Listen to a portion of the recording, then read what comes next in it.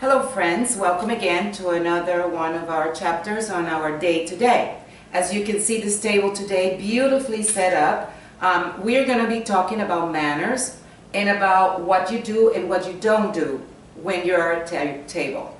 One of the things that I want to call your attention on is this flower arrangement. It's very pretty, but sitting in the middle of the dining table interrupts the communication with the people around this table. So we are better off putting this in a beautiful corner or in front of a mirror or somewhere else like we're going to do now.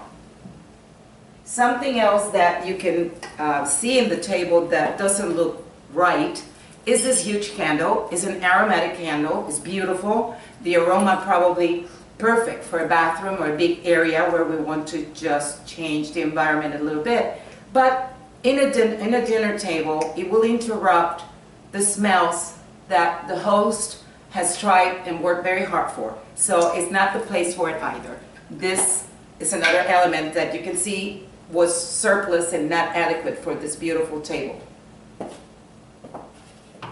There's another detail in this table that perhaps through the camera it's not very clear, but this tablecloth is not ironed and it's a little bit longer than it should be for what is considered adequate in a formal setting for a dinner table. So something else to take into consideration, not to ever do. We are looking at a spot on the table and we're going to go over all the different pieces on this setting. This is a mistake. Your napkin should really be on the table, on the plate, on the main plate. You can see that this setup, it's implying it's not what we're doing tonight, but it's implying that we're going to have soup, because this is a soup utensil, that we will be having fish.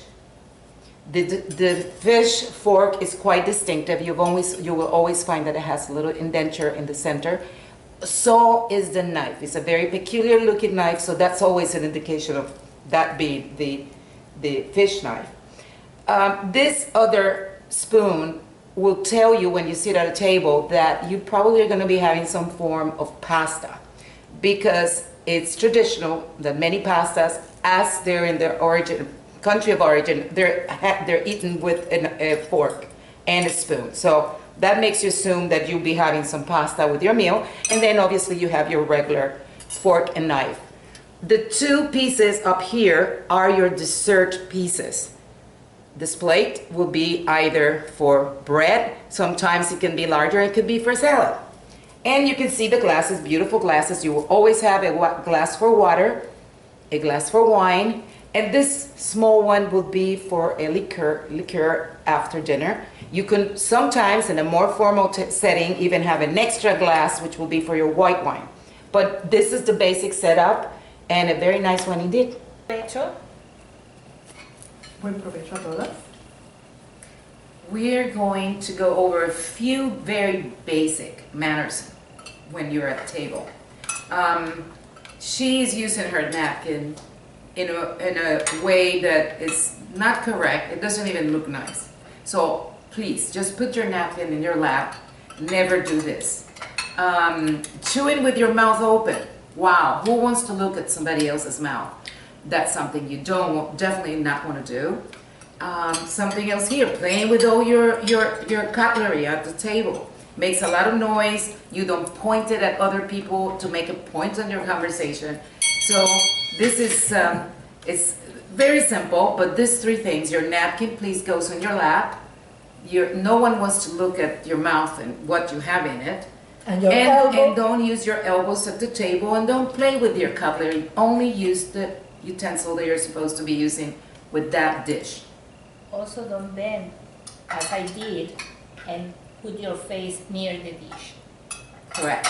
We're going to go over a few issues that we may have when we are at table. As you can see, she is grabbing the bread from the plate on the left side of her main dish, and she is putting butter in that tiny piece of bread that she broke. You never grab a whole piece of bread and just put butter all over it. Okay. No, Miriam. No, wait, we'll hand it over to you. When you arrive at a restaurant or a place where you're gonna have a meal, The handbag, never, never on the table. You can place it either behind you on the chair, behind your own back, for safety if it's a restaurant, for instance, but please never, ever put it on the table. It's not nice. Achoo! Oh my God, this food was so salty and greasy. It's someone cooked this meal trying to please you. So the least you can do is keep your comments to yourself, and you definitely never, never, never sneeze over your food. You have a napkin. If it's an emergency, there's your napkin. Otherwise, excuse yourself and go to the bathroom. And never make negative comments about the meal you're having.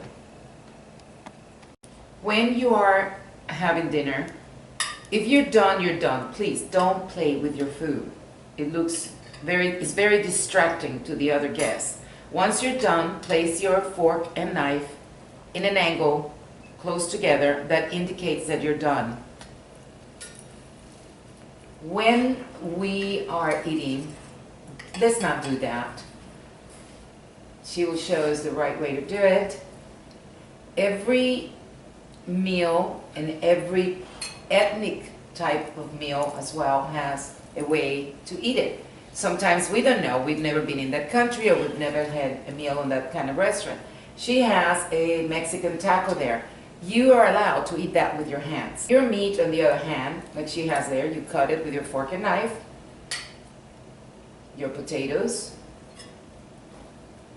And really, it's a little bit of common sense. Looks good though. When you're having dinner, never use your fingers to help your food onto your fork. Use your knife on the right hand, or use a little piece of bread to help it onto your fork, but never, never your hands. Once you're done, it's important to know, if you're in a restaurant or you're in a formal dinner, how do they know that you're done? This is how they know. Your fork either down, European style, up, both of them together in an angle, whether it be at the right or the left. If your fork and knife are open like this, it indicates to the servers that you're not done and you're gonna have some more. So it's a small detail, it's important to know. It comes time now for our dessert. You remember we mentioned at the beginning of the evening that we had 2 utensils that we use for desserts. Some desserts are a little bit more complicated, such as this one, very crumbly and stuffed with a filling. Your fork would be ideal for that, to help you eat that without making a mess around the table. Some desserts with ice cream, you will actually necessitate both of these utensils. The spoon will help you scoop the ice cream, and the other one will help you cut the cake or whatever else it is that you're having. Coffee, just an interesting little detail. We've always noticed around how some people drink their coffee with a little pinky up in the air. That has an interesting story. In medieval days, only the rich could afford sugar. So they kept, because they did a lot of their meals and they had very few utensils then and used their hands for a lot of things, they kept the pinky up and clean because they will use it to steer the sugar in their coffee. But we don't do that anymore, so just drink your coffee normally. The pinky's not so well seen these days.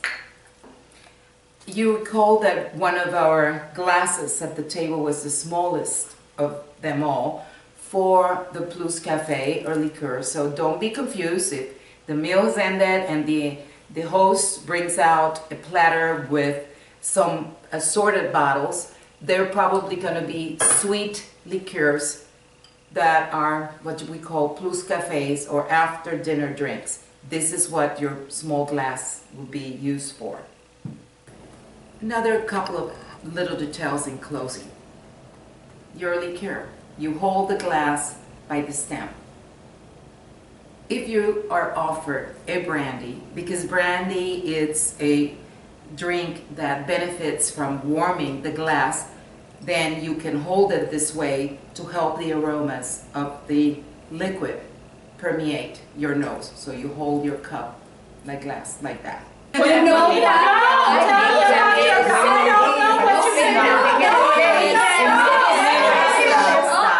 See how crazy that gets? everyone talking at the same time, no one's listening, we don't know what's going on. That does not create a nice environment at your table. One person speaks, everybody else listens, everyone is learning something new, and then we get to share our own experiences. Also, keep your conversation light. No politics, no sports. Keep that to conversations with people that are interested in that. So conversation at the table, light. We don't want to do our hair while we're sitting down at the table or putting makeup on when we finish. That's just not a nice closing. Let's keep it elegant, let's keep it nice, let's take great memories from a lovely evening. Today we have enjoyed having this program in English and in Spanish. I am very thankful to that nanny because she helped me a lot with this program in English. Thank you all, it was my pleasure. Thank you, Jelena.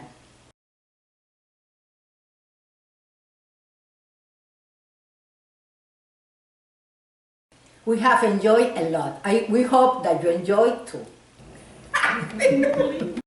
Yay! Good. Bye-bye. Bye.